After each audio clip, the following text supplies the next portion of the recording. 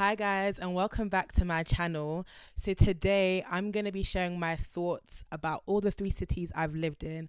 I thought it would be great to dive in and talk about what I've enjoyed, what I haven't enjoyed, the pros, the cons of living in all the three cities that I've lived in. So without further ado, let's get into the video. So I'm going to be talking about three cities: London, Accra, and New York. And I'm going to be talking about them in subcategories to break it down to make it easier, I guess, for me and for you watching, on my thoughts and everything. I think, how many, I don't know how many. Okay, I'm gonna count: 1, 2, 3, 4, 5. Okay, I've got 6 categories. First is job opportunities and work environment. Second is transport slash infrastructure. Third is food and dining experiences.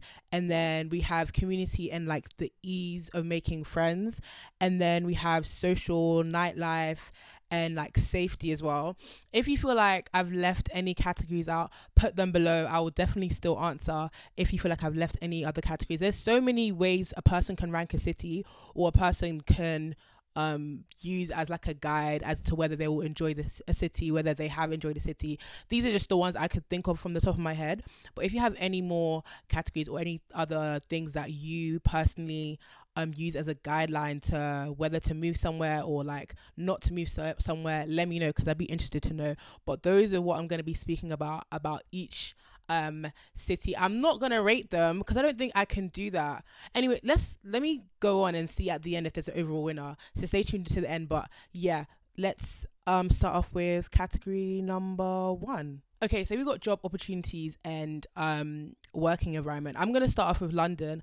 I think, you know, things as they do in the world go up and down, economy, etc. But I think on a general level, it's not too hard to get access to the job market in London. And I feel like everyone's working experience is different, and it's going to differ on so many factors: gender, race, class, all these kind of things, where you work. So I think those are things that obviously will affect your working environment. But I feel like I haven't had bad experiences in terms of the working environment. Actually, let me not cap. I've had a few microaggressions working in London and within the city. Actually, I remember one incident, and I spoke about it on Eagle Conversations. I did a podcast with them, and we were talking about the black community, racism, etc.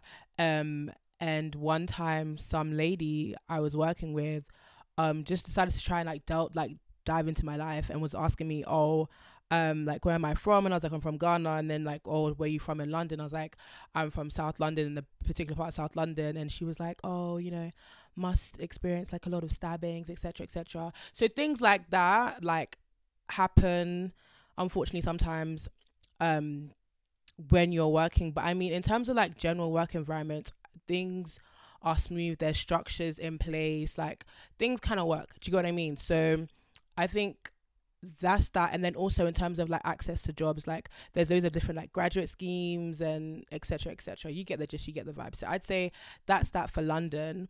Going on to New York. So I was working whilst I was in New York, but I think I had a bit of a unique experience because I was working in such a multicultural environment. I don't think the work environment was a strictly a typical American company, because it was the UN, so it was so multicultural. There were people from everywhere, and people have a mesh of different, I guess, work styles. But one thing I do know is the work-life balance in America is on a different level to anywhere as compared to Europe. Even London. I know London is one of the biggest financial capitals, etc., etc. But the way they work in America is literally on a different level. If you're not used to a certain type of grind and a certain type of hustle, forget it. Don't even go and work there, because it's actually gonna be a lot. When you're in London, Europe, you get 30 days. They get 10, 14 days. You're expected to clock in, and the hustle culture is there. When I first moved to New York, I was like, oh my gosh, people really be working, people really be grinding. So if you enjoy having a good work-life balance, I wouldn't say go and move to New York or go and work in a typical like firm, especially if you're gonna go into like finance, big law. Like, forget it. Like, you're gonna work, but you'll be compensated for that work. So I mean, pros and cons, because they're gonna work you, but you're gonna get paid. Like, the salaries there don't even compare to like London salaries. Like, and it's crazy because what we think is a good or a good amount of salary in London, like New Yorkers will laugh at that because that place is so bloody expensive as well. So I mean, yeah, the work environment, I found it was really good. I had people from like so many different places, so like it was a good environment. But I also know that it's definitely different from like a typical American work environment. So that's that on that. Um, so Accra, hey, as for job opportunities, I'm not even gonna come and be political here because it is what it is. Like, the youth, we need jobs. We really need job creation in Accra, or not just Accra, in Ghana in general, because people are coming out of university and they're smart and they're bright, but they may not actually be working in the field that they want to work in, or they would work and they wouldn't get compensated enough. Where I was working, there were a few national service they're not students anymore, national service like individuals, and sometimes like they wouldn't even get paid. Like, they'd have to actually wait. Say they're supposed to get paid on the 20th, like they won't have anything until whenever the people decide to actually pay them. So definitely, in terms of the access to jobs, it's not that easy. And if for example, like what I was talking about, national insurance, they decide they're not going to pay you that month, then they're not gonna pay you. It's kind of peak. But not that's not the reality for everybody. I mean, there's different realities, but just generally speaking, in terms of like access to jobs, etc. But I found the working environment to be quite interesting. I feel like there's still that, or from my experience anyway, there's still that emphasis on like respect for your elders, even though we're in a work environment. Like, if I'm working in New York or London, like I can call someone who's my senior by their first name. But when I was working in Ghana, I didn't call any of my seniors by their first name. It would be Mr., Mrs. Like, I would actually have to put something in front of their name. Like, I can't just rock up and be like, hey guy. Like, no, like there's still that like respect and stuff. And people always say like working in Ghana can be can be frustrating because like you have to now WhatsApp someone or text someone that you send them an email, or you have to like check. Hey, see, there was one person in, I'm not gonna say the department, I was chasing for so long. Like, you send email, like they won't respond. I don't know what it is, and it's like it's not even like what I'm sending is just fluff. Like, I'm actually trying to get information over to you, no response. So sometimes you have to deal with that kind of approach when people are not like on it as much, which is kind of frustrating sometimes. But there were things here and there, but also I it wasn't that outrageous, that bad. Like, I still found that there was really good structures where I was working. Like, things were done on time because my boss didn't play at all. Like, if the deadline is tomorrow, you have the thing by tomorrow. It's not now that you come and say, oh, by the way, I know, like, there's actually, when it comes to like the actual teamwork, there's no delay, there's no nothing. You'll get that work done, you'll get it on time. It's more so when we were dealing with people outside of the organization and they were taking a while to get back, or they were not being responsive, or now you have to chase them, now you have to call, now you have to that thing is so crazy. How do you have to send someone a WhatsApp after you've emailed them? But anyway, I digress. So that's like my overall for like jobs, working in those three cities. I'd love to know anybody's thoughts on if they've worked in any of the cities and how they have found it, pros and cons, what you've experienced. But yeah, that's that for jobs and working environment. So next is transport and infrastructure. Okay, we're gonna start with London again. Listen, honestly, after going elsewhere, I think London may have, like, if not the okay, not the best. It doesn't have the best because there are places like Copenhagen and the rest that are really on their metro vibe. But I think the transport system in London is actually quite good. Like, think about it. You have the tube, you have the overground, you have buses, you have what do you call it? DLR, you have Thames Link, like you have all those things that work within their own network, but you can crisscross like for both of them. So I feel like transport in London, like you can get to work like bus, car, like okay, let's not use car because cars don't really count when I'm talking about like the actual like public transport system, because who's getting Uber to work every day? That's not realistic.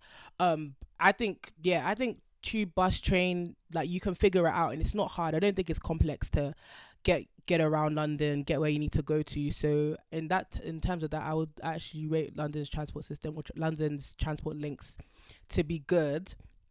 On the other hand, New York, I think New York subway is, in terms of getting around, I think New York subway is quite good. It's like the tube. Like, you understand just how the tubes has Jubilee line, Victoria line, Central line. It's the same thing. You have the 4 5 train, and then you have the then it has the letters. Like, a day or two you'll figure it out. It's just like not coming to London for the first time and figuring out how to get through all these things. Plus, these days you have City Mapper, you have Google Maps.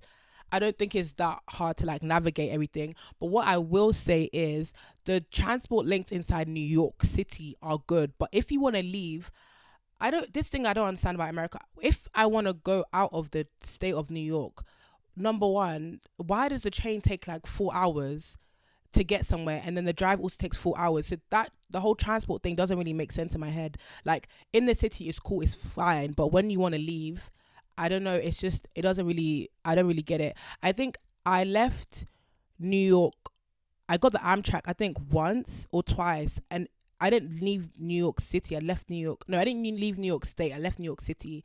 It was like the suburb somewhere. I can't even remember. Even now, when I was going there, I was just like, I don't even know where I am.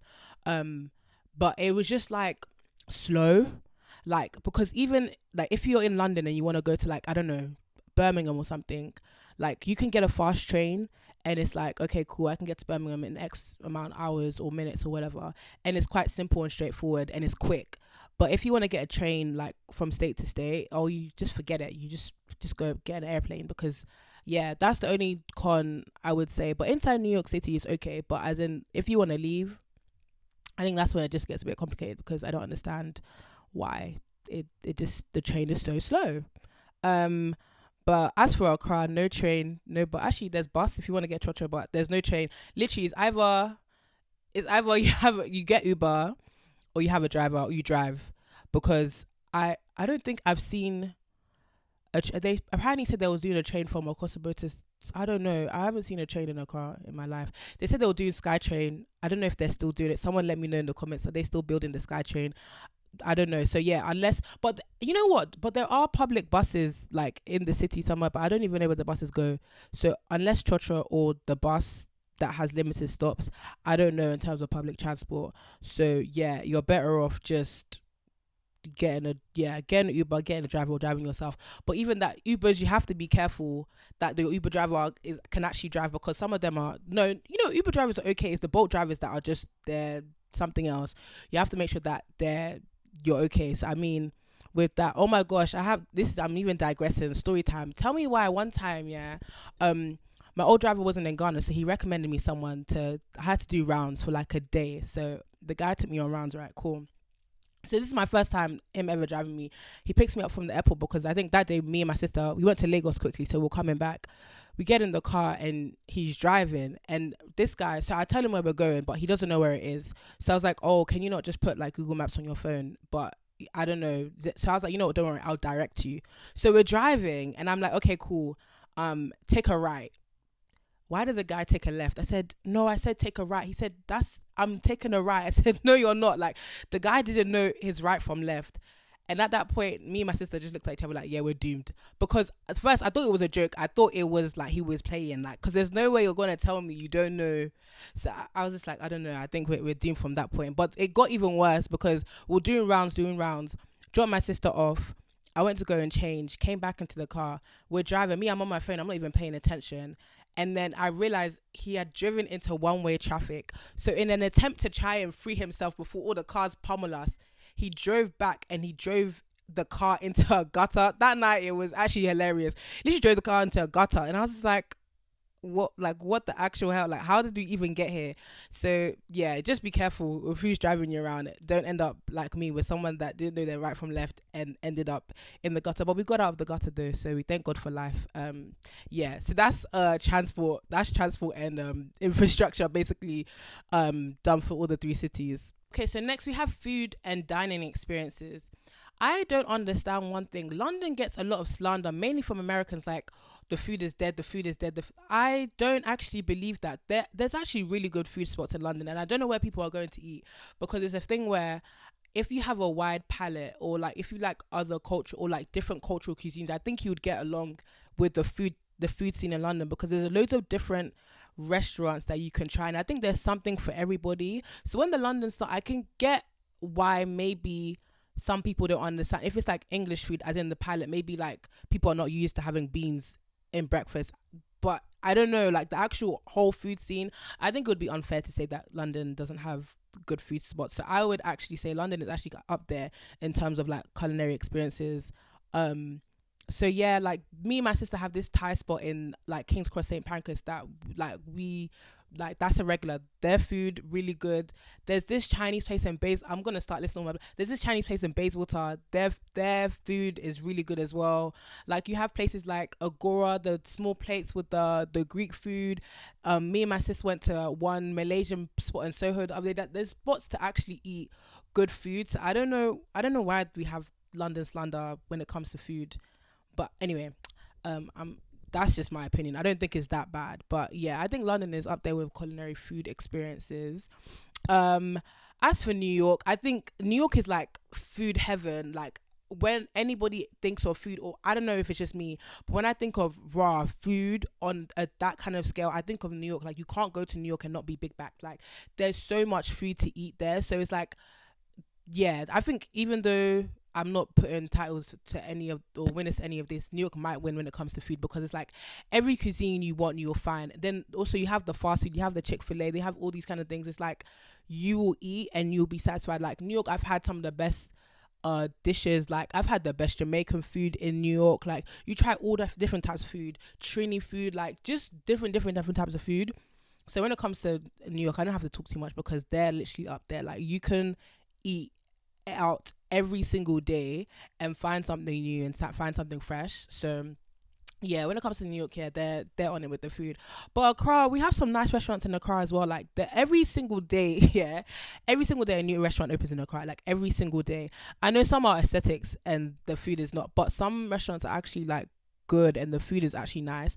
And also you have the local spots. Like you don't, when you're in Ghana, you don't struggle to eat. Like you don't struggle to eat food. I feel like even the most basic of places will dish out food that's actually nice and tasty. Like even the like your local chop bar, like our local chop bar, me and my mum go there all the time. Like that's her spot because the food is good. Like you don't have to rummage or like look too far to find good food, in my opinion anyway. Like food is just there on tap. Like everyone has their spots, their go-to's, whether it's local. And also Ghana or Accra has a lot of variety of different foods. If you don't like one type of food, there's so many different cuisines. You can get Korean, you can get Japanese, you can get Lebanese, you can get Italian. Like there's so many spots. Like one of some of the best Korean fried chicken I've had was actually in Ghana. Like literally, like it was actually in Accra. So I feel like, yeah, all the cities when it comes to food are top tier. Let me tell you that for free. Like honestly, yeah, I'll be big backed everywhere, but mainly Accra and New York are big back, literally. So when it comes to food, all of them are topping it, to be honest. So the next thing I wanted to talk about is community and I guess the ease of making friends. So for context, I went to school in London and I also frequented Ghana a lot growing up, like a lot of the time. So I think when it comes to those two cities, I guess I would already have some sort of cushioning when it comes to community or when it comes to family or making friends, etc. I guess New York was a place that was a bit more foreign to me, where I wasn't like involved with any like community or didn't have like a base of people. I had a few family members there, but that was about it. But I would say, even with that being said, I think being in New York, it was actually not, I wouldn't say easy. I don't know if easy is a word, but it was, I don't think it's hard to find community and I don't think it's hard to find friends. And when I mean hard, let me preface that by saying it depends on what kind of person you are. I feel like it can take a while to make maybe not long lasting, but like maybe deep relationships. And it's also, what are you looking for in a relationship? Are you looking for someone just to go out with, like in terms of like just to go to social events with? Are you looking for a lifelong friend? How deep do you want these friendships to be? So that's also something that like there is to think about when you're like looking for friends or looking for people to like hang out with or be social with. But I feel like a place like New York, a lot of people move there and a lot of people are fresh there and a lot of people are looking for friends, a lot of people are looking for community. So with that in mind, when you speak to people, it's not as hard to make friends, or it's not as hard to like find someone to go out with or have fun with, because everybody's kind of in the same boat as you. Most people are young professionals looking to establish community, looking to make friends, looking to go out. So I feel like that kind of buzz and that kind of vibe around, people are more open to like speaking and saying hi. And also I kind of feel like Americans are friendlier than Londoners, definitely. And even though New Yorkers are tough, like don't like New Yorkers are like Londoners. Don't come and stand on the wrong side of the subway. Don't come and look at them funny, because they will be like, "What's going on?" But even with that being said, I think New Yorkers are actually still friendlier than Londoners. So I think even though like moving was like, it wasn't that bad. Like making friends, finding people, having community, as opposed to London. I feel like London can be a bit. I'm not saying there's not cliques everywhere, because there are cliques everywhere, but I feel like going out in London is harder to make friends on a night out. That's just my personal experience. When I was in New York, I could like go to the club, I'd go with my girl, and like we'd speak to people like throughout the whole night, girls, guys, like it's just a whole big vibe. But I feel like if I go out in London, I'd more likely than not stay with the people that I came with, and I would say hi to people that maybe I know and they're in the function as well, as opposed to someone that I don't know at all. Like that's the kind of vibe. So that's where I feel it comes in with that. And I think with Accra as well, I think Accra, like people are so friendly as well. I feel like people are literally, you can chat to anyone, like, and or anybody will help you. Like, do you know what I mean? If you need help, if you want to ask any questions, like it's literally a vibe. Like you can go out, and at the end of that you have like 5 new friends. Like, so I feel like there's that as well. When you're going out in a car, like you can literally go out by yourself and you will make friends. Like, and this is even outside of December. Like you can go out and just go to the club, or like go out to a cafe, like just the normal kind of ways of bumping into people and meeting people, but it can actually turn into like friendships and like relationships, etc., etc., if you get the gist, if you get the vibe. So I feel like, but all places are definitely good places to meet people. Like these are all hubs where you find people who are so brilliant.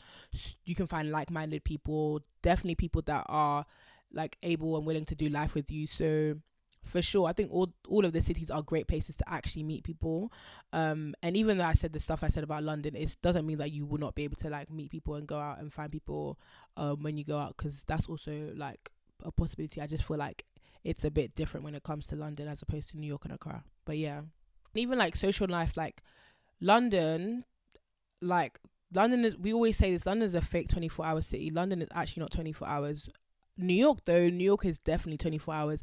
And even if you don't like being actively social, when I mean that, like if you don't like going to parties or going to a club, there's something for everybody to do. Like there is something for New York. Like you will find the most weirdest, most randomest thing, and like you can do it. So like that is also something to find out and to like even look into. Like people do the most randomest of things. Like but like I would say nightlife in New York is actually popping. Like I've enjoyed myself every single time I've gone out. Like literally I've had a really good time. Across, same thing. Even outside of Dirty December, like you will have fun throughout the whole year. Like the clubs are still open during the rest of the, like you will have a good time. Like you will have fun, and it's a kind of thing where you go out in the night, come out in the morning, that kind of vibe still, regardless. So I mean, yeah, London as well. London nightlife is lit as well. Like you, like all of the places, if you go out at night, like you will have a good time. Literally, it just depends on you and how your social battery is and how long you're willing to stay outside and all those kind of things. And yeah, and I feel like every single time, or all these places that I've gone out, like there's always been like a side quest. Like those ones when your night starts off as, I'm just gonna go here, and by the morning you're like, what happened? Like you end up in some random place. But I think those nights are the best nights. I love those nights when it's just so random and so spontaneous. Like you're like, okay, we're gonna go here, and then it's just like you've done 5 side missions, you've made 5 new friends, now you're this and the, so I mean, it is what you make it. You just have to have fun with it. But yeah, I'd say all the social life, all the nightlife in those 3 cities are top tier. So the next one is safety. So they say, okay, lately London is getting like even more dangerous, and like with the phone snatching, and like especially if you're in central London, like you just have to be aware of your surroundings.